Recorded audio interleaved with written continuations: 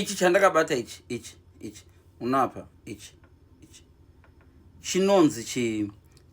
Tsikidzi detector unopressa panapa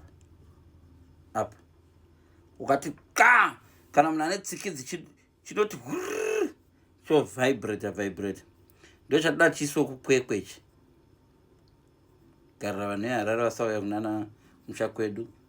vanoda uya kumusha kwedu nana zvishavani vachibva harare chero timu dzebhora nadynamos kana vachazotamba neplatinum vanofanirwa kupfuura chiraiswa ichi saka chechichidhi chotera demune tsikidzi munomu hapana here munhu wekumbara wandinga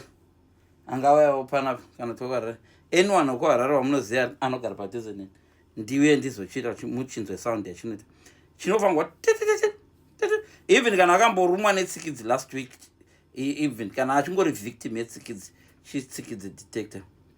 kana pane vamunoziva vanogara pedo ndichazo mutsvakira vanhu vanobva harare ndigonyatsokuraadza choshanda sei chinhu but